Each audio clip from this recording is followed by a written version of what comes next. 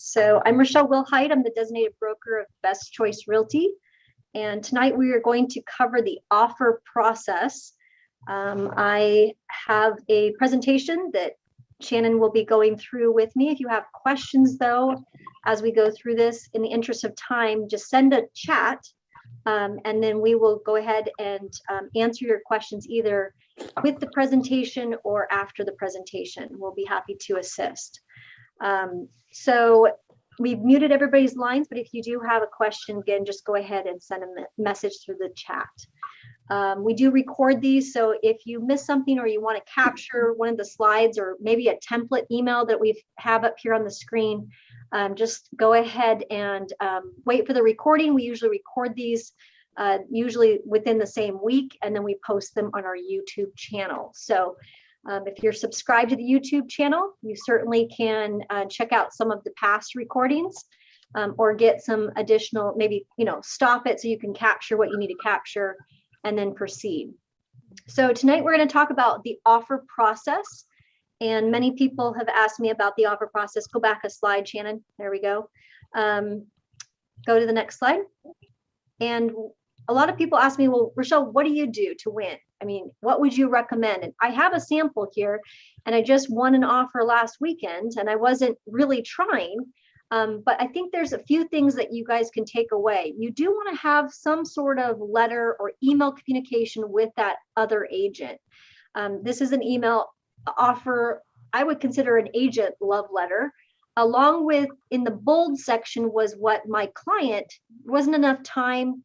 He was at his job, but I said, jot a few sentences down so I can submit that with the offer. And she made mention of that along with our acceptance. So I know that they do read what you write, and it's very important that you do spend some time in how you write your offer. And then also to make sure that you attach the appropriate attachments and organize it in a very efficient, systematic way.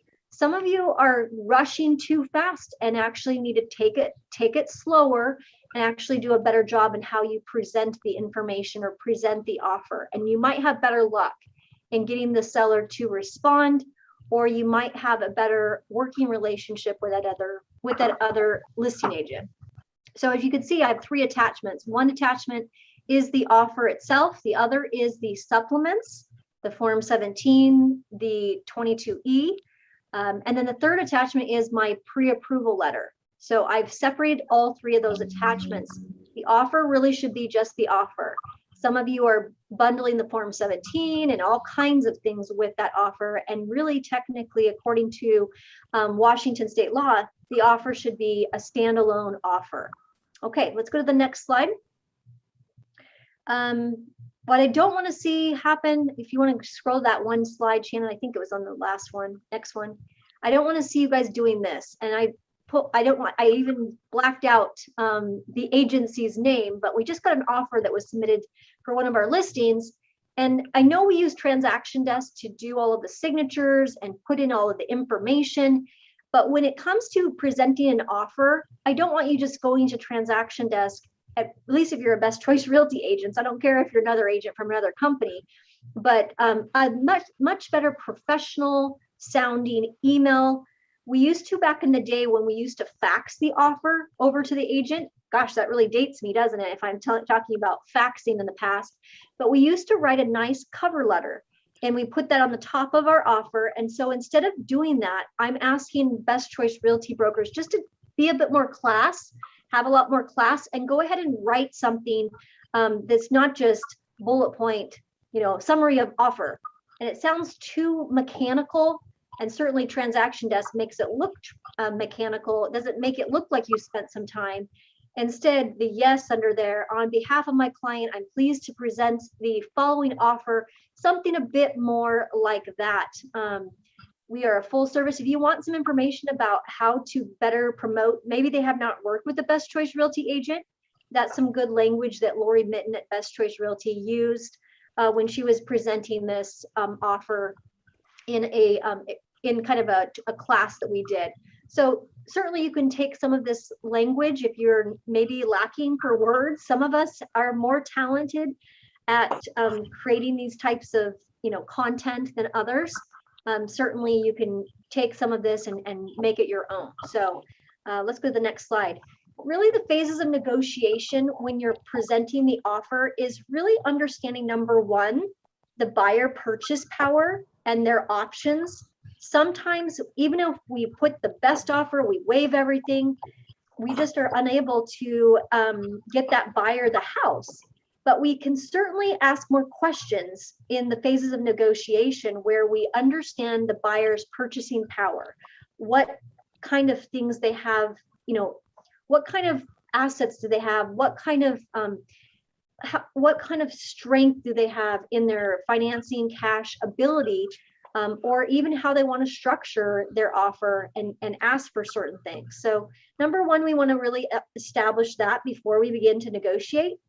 Negotiation is also about preparation. Some of you don't prepare enough to go into battle with the other agent. They make it really easy now to know who you're dealing with on the other side. So if you do not have the HomeSnap mobile app, you can look up the listing agent. You can see what properties they've sold. You can see what areas they've worked. You can see my stats if I've done any sales in a particular area. So you can get more information about that other agent that you're negotiating with a little preparation before putting the offer together. So you'll want to spend some time with your buyer about the offer, making sure they understand, and then presenting the offer to the listing broker. Like I kind of showed you earlier, a nice email, very professional, attachments, clean, legible. We don't want to scratch things on, although I've done that before. I've actually taken the contract, printed it, and handwritten, my best handwriting, which is not very good.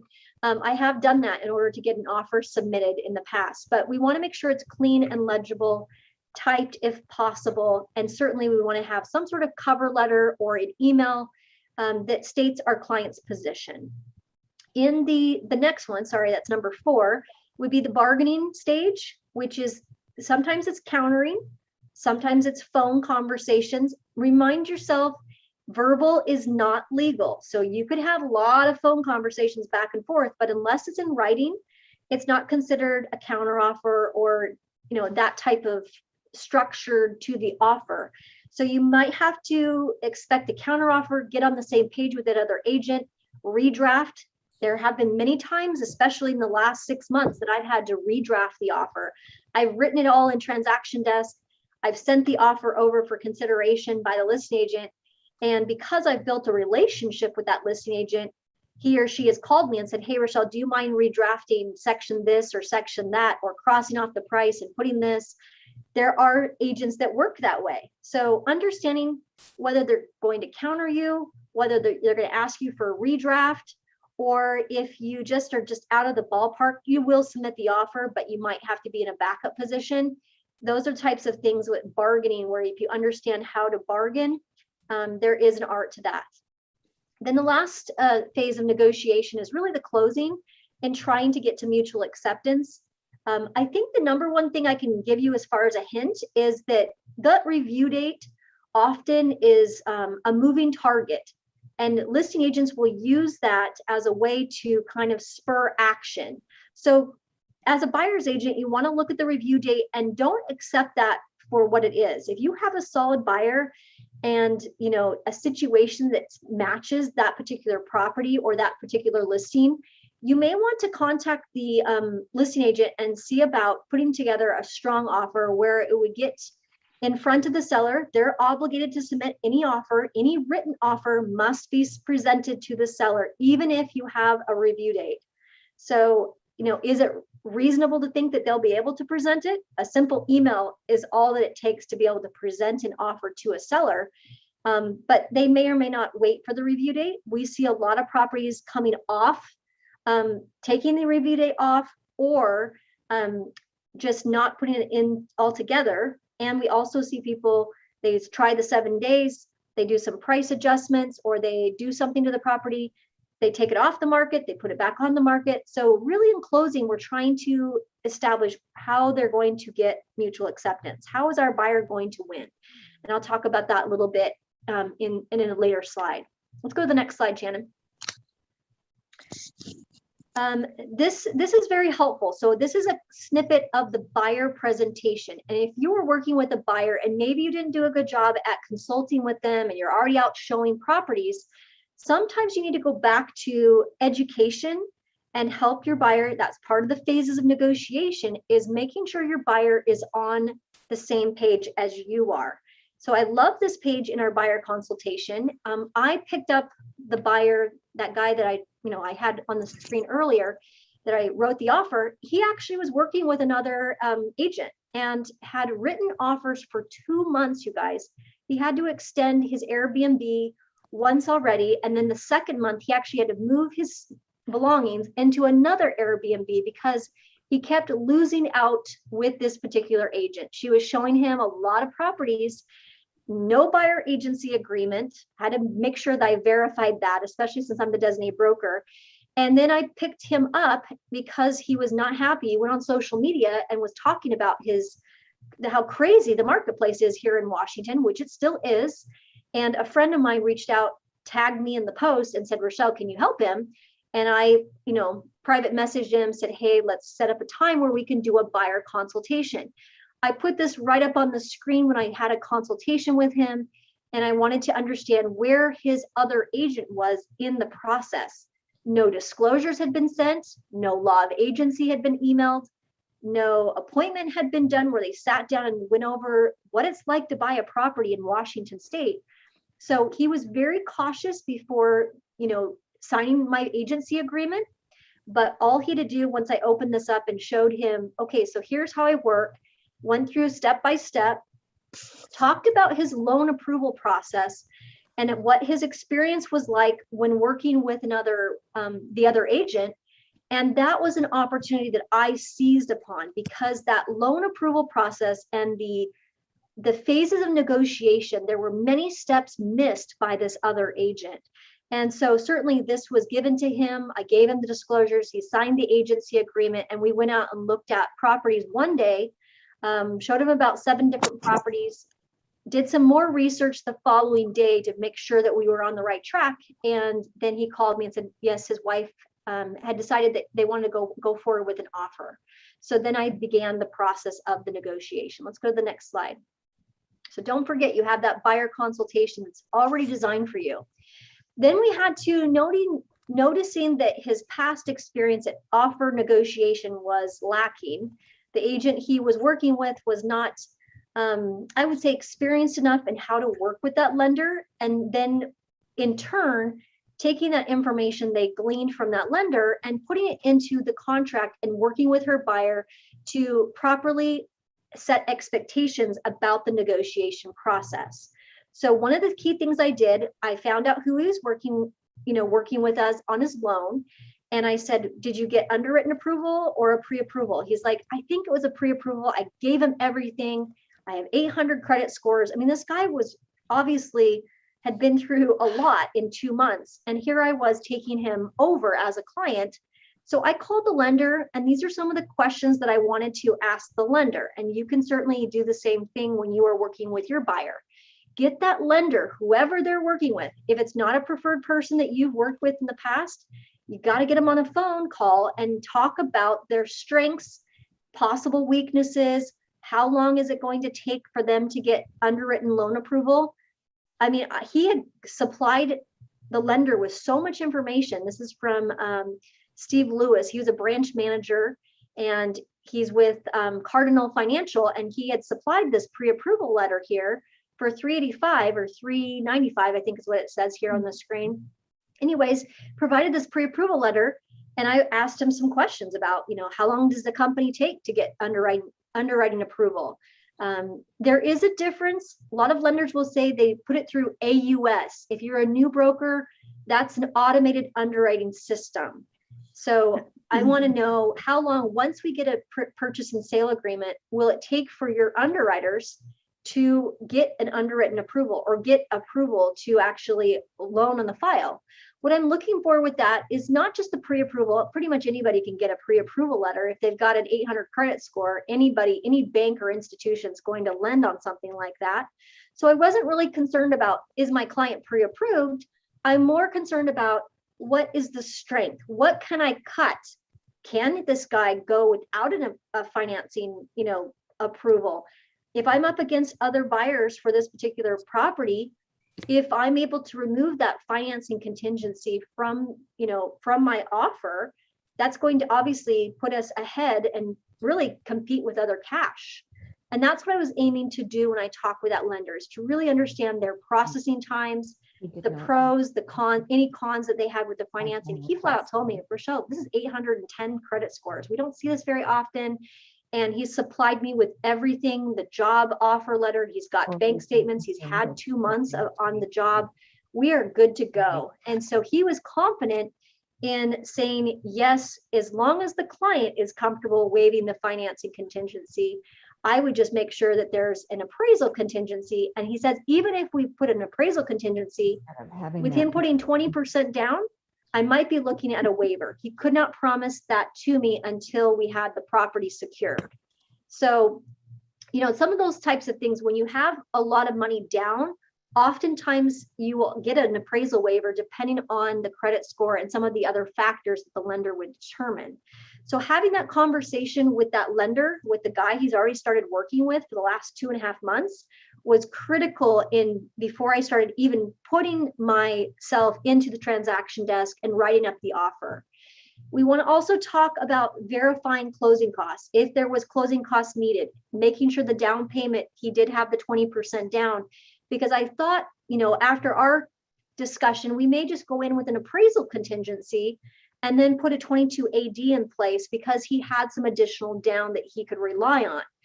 Again, asking about how long it takes to close the loan, that would be the closing date, and any kind of waivers that might be possible. And then kind of asking him or her, the lender, asking them if they typically contact the listing broker, or how do they stand out amongst the multiple offer crowd. And this particular lender was willing to contact the listing broker first thing in the morning. And, so that made me really think that we are solid. The next step in the process of putting an offer together is to obviously go back to the MLS and just double check the broker remarks and make sure you're not missing anything. Hopefully you've made that phone call to that listing agent as well to let him or her know that you have a ready, willing, and able buyer and that they're putting together an offer. When I was a new broker, I hated to get that news and where we've already accepted another offer and they didn't update the MLS. Luckily, in today's time, it's pretty simple to go on your mobile phone and update the status. So there's really no excuse for that. So you have less people not updating the MLS, but however, you never know. You want to go check your MLS number again, make sure there's nothing you're missing. Also double check your broker remarks. But the key thing to really look at when you're getting ready to put the offer together is those supplements. How did that listing agent set up the game for you to be able to put your offer together? This agent ended up putting up a lot of supplements for this property in Magnolia, and they're most likely accepting multiple offers on August 24th. But in the case that we're talking about tonight, if my client wanted to go ahead and move forward with putting an offer in, certainly could. That may be a good strategy. It may not, depending on the conversation that I have with the listing agent. However, the preliminary commitment is there. So I would want to make sure I send that preliminary commitment. And I would want to make sure that I send the FERPTA certification and also the seller disclosure. I want to send that over to my buyer. I have a buyer agency agreement. He's going to want to put an offer in.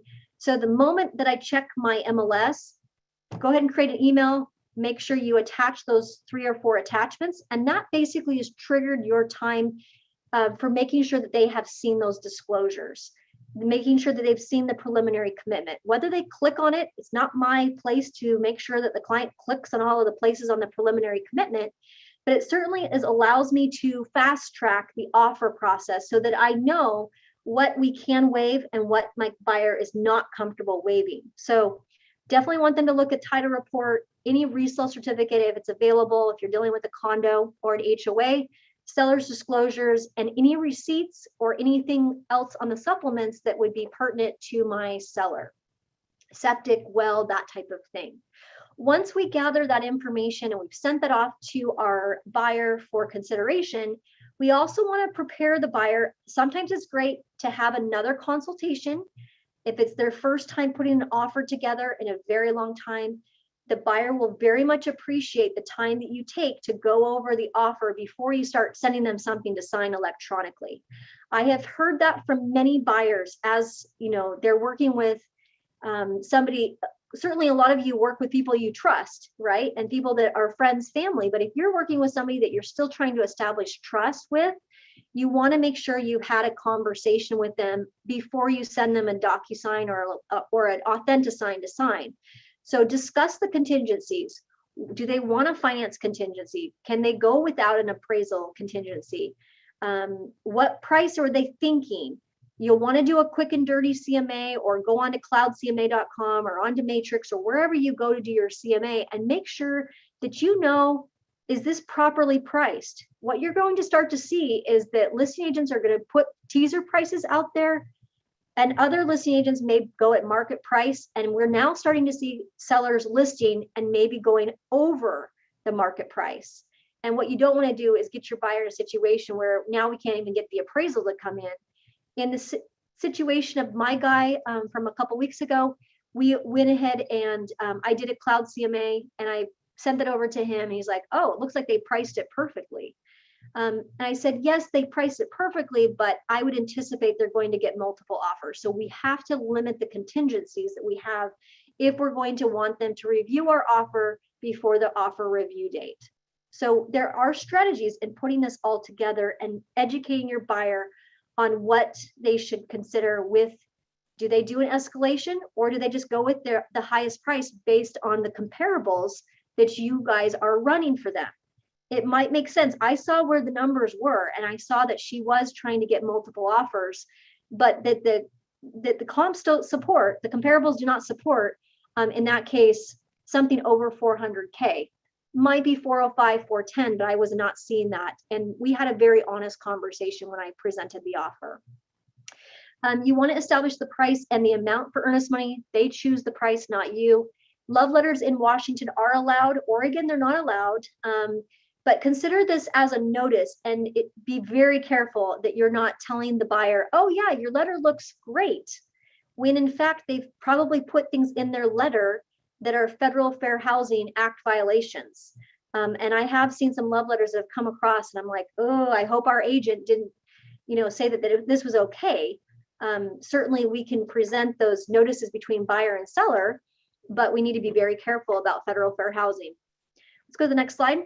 That attention is a very helpful flyer in educating a buyer about the seller's market. So if you want to download that, that's in our downloads in our website. If you're new to the brokerage, you just need to log into bestchoicerealtyhomes.com and you can download it in our downloads. Very helpful in establishing some kind of just what is contingencies and what they can consider waive or not waive.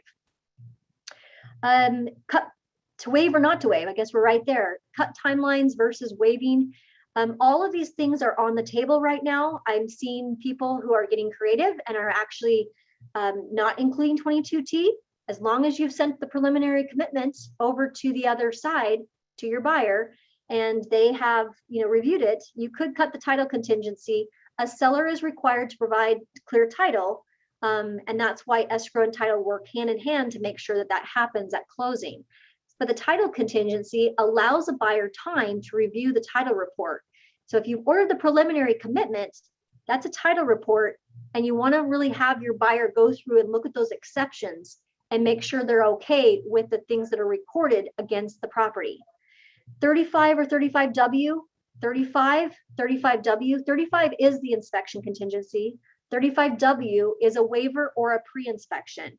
If you're doing pre-inspections, make sure you get approval to do a 35P before you do a pre-inspection. You shouldn't be just showing up with your inspector expecting to do an inspection when you have not got approval to do so. That's a 35P. 35, Form 35F is a feasibility study. That's for vacant land, multifamily, commercial. That would be also important. You might want to waive that, or you might want to conduct it or cut those timelines down. Form 17, you've got three. The last page is the critical page. We talked about that on another call. Form 21, my position on Form 21, Section W, some brokerages are allowing for that to be crossed off, others do not. That might be a conversation you have with a listing agent on what their broker likes to have. I'm okay with it. Just make sure if you do cross off Section W, it requires an initial by both parties. Otherwise, you run the risk that you might not be mutual. So make sure that if you are going to cross off Section W, that you go ahead and have your buyer initial that. Resale certificate can be waived. However, you need to make sure that you have used our buyer additional clauses for that. Financing contingency or appraisal contingency is simply just removing the 22A. If you're going to waive the financing, in my case, we waived the financing, but we kept the appraisal contingency. So we did a 22AA, not a 22A. And we used a 22AD that goes along with it, with either the financing contingency or the appraisal contingency. And with septic or well, if your property is on a septic or well and the septic has been pumped, maybe they included that as a supplement, you do have the right to advise that your buyer look that over. You should probably send that to them ahead of time with maybe some links to the county steps, as far as what is important in each respective county. And then if they choose to waive, they have that option on Section 7 of our additional clauses. Again, we have our own additional clauses like many firms do that would be available in our downloads. Okay, so a lot to consider as far as which ones do we waive, which ones do we cut timelines down. It's going to determine really the game that we're playing with that other agent and how many offers are on the table and how we structure our offer to compete. Sometimes it makes sense to waive, sometimes it makes sense to cut timelines down. It really depends. Title and escrow is certainly a playing factor in a multiple offer situation. Not all escrow companies are created alike. Really, who gets to choose? When it's in a multiple offer situation, the seller will often say, please use XYZ title company. The seller pays for the title. The buyer and in Washington, the buyer and the seller split the cost of the escrow. So in a balanced market, it's nice to negotiate who is doing escrow, but in a multiple offer situation, don't make the title and escrow company an area for you to lose. So delivery of earnest money is key, handling non-refundable earnest money or deposits. Escrow is the one that handles that. So it's super important that you consider that in the negotiation. You may have to just use who they've opened up title with just to make the seller feel comfortable with your offer rather than having a counter offer or having a discussion. When you talk to the listing agent, you want to make sure that you do some great introductions and the first impressions do count. Trust me, I have talked to many designated brokers over the past 2 weeks, and they tell me that brokers are needing some help. Candace and I are going to be working on some content for the next couple months, but they're telling us, other designated brokers are telling us that some of the bedside manners are not very good. Some of the agents that work for various companies, hopefully not ours, need some etiquette lessons. So be very careful about how you represent best choice and set the tone earlier with a personalized phone call and go ahead and follow that up with a text. I've heard a lot of people say, well, I couldn't get him on the phone. That's okay. Go ahead and send them a very nice text. Hey, it's Rochelle. I just left you a voicemail on your phone. I have a serious buyer who is interested in your home. Please call me when you get a moment. Something like that. In my text, my phone message is very short and to the point. Hi, it's Rochelle with Best Choice Realty. Just want to let you know I have a serious buyer who is considering placing an offer on your lovely listing on XYZ Street. And please call me back. I have a couple questions that would be important for me to talk with you about. And then be candid and honest when you speak with them. Utilize human factors. Be open and honest about the motives that will enhance the trust that you have with that other agent.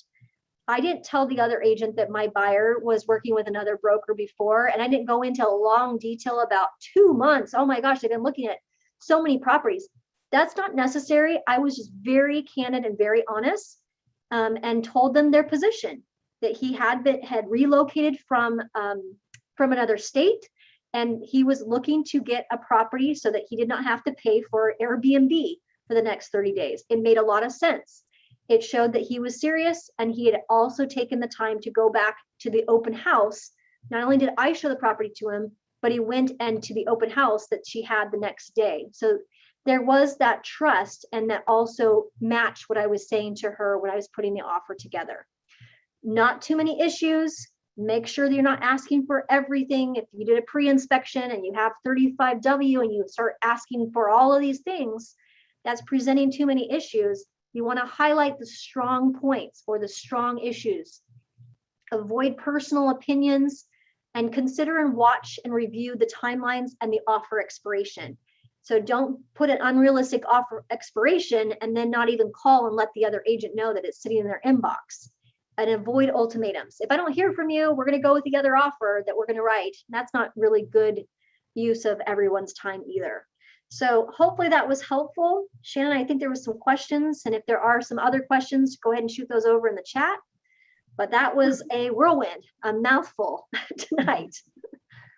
Yeah, we had a couple of questions. I think we're going to just start with the first one from Eileen. She had a question about maybe just clarification on what we need to be aware of when it comes to fair housing in regards to love letters. Are there certain things that they need to avoid saying or doing?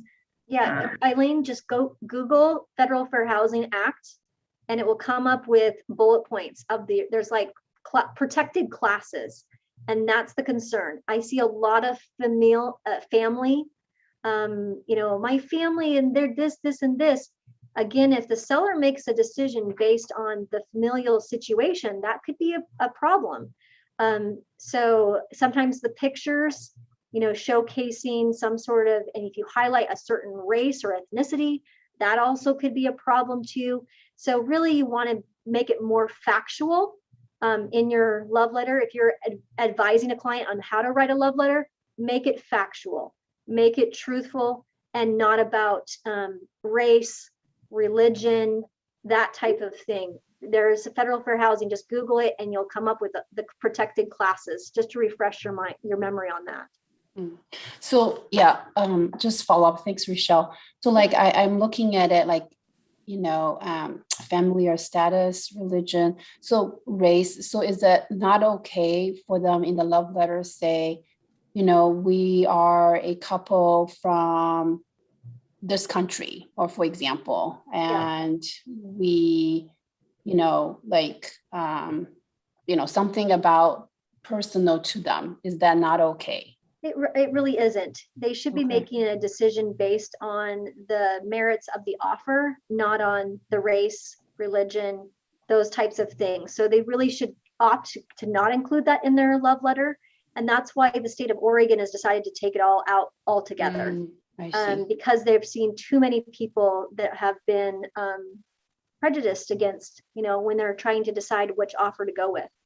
And there's been some case law down there in Oregon. So in Washington, luckily for us, I think it's very, very good to put something, in my case, that I got, just even 3 lines talking about how serious they are, a note from the seller to the buyer, we relocated from California and we've been looking for a home like yours that has a space for us to entertain. In the living room, the updates are just beautiful. We wouldn't touch a thing. We plan on raising our family here. Again, you put family, now I violated maybe fair housing. So you want to be very careful on how you structure. It has to be factual. Certainly you can put things about the schools, the schools are important to us. It was a decision, because you have the updates you did to the property.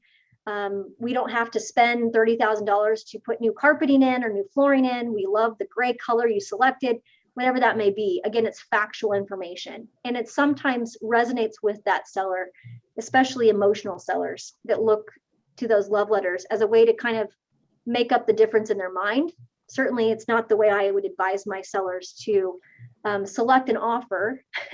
It really should be more factual based. Right. I think, with some of these letters too, I've seen one of our agents who told us that they got the house just because the client said that they loved the chickens in the backyard. And the sellers ended up conveying the chickens with the house. And it was because that they were okay with the chickens and they liked the chickens, and that's why they got the house. Mhm. So sometimes it's just, that's kind of one of the things you can convey in those letters. Yep. Another question that we had come through is go ahead. beating the review date. It's like to not beat the review date when we're submitting an offer. What are kind of some of the best tips that you can take from that? Well, having a conversation with you can get a sense when you talk with the listing agent. How's it going over there? You know, how firm is the seller at adhering to that review date?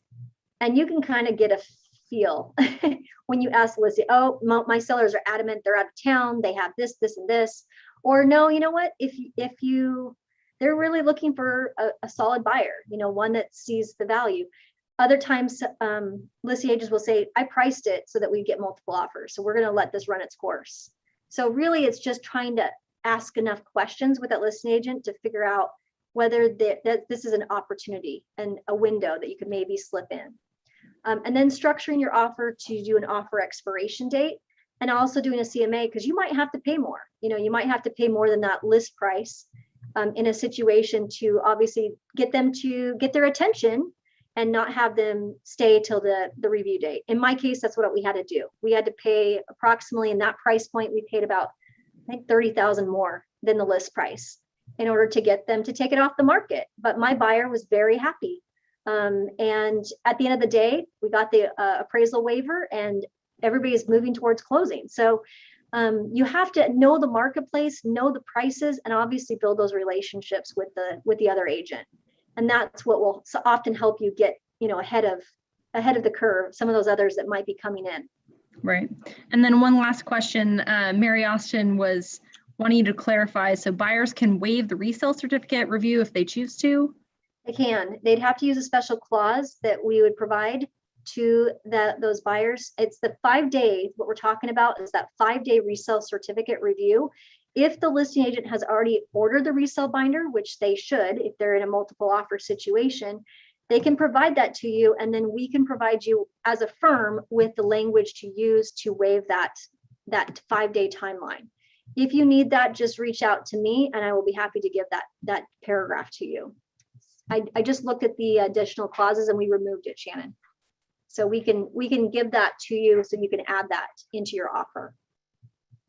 Okay, and I think that's all the questions that came through. Okay, wonderful. You guys, it's still crazy. I mean, we just said that, oh, you know, things are starting to maybe open up and give more buyers more opportunity. And I said that, and then all of a sudden people are now getting back from their vacations and they're back on the hunt. Rates are still low and we're seeing more listings, which I think is driving more activity. So you are probably going to experience what we talked about today. If you have any questions whatsoever, you can call me direct. I know I'm taking more calls than normal, and that's perfectly fine. If you can't reach me, you know, you can reach Candace or Shannon, and we are happy to help you with getting your offers accepted. We're having another record-breaking month, so keep up the good work, you guys, and we'll talk to you at your next meeting.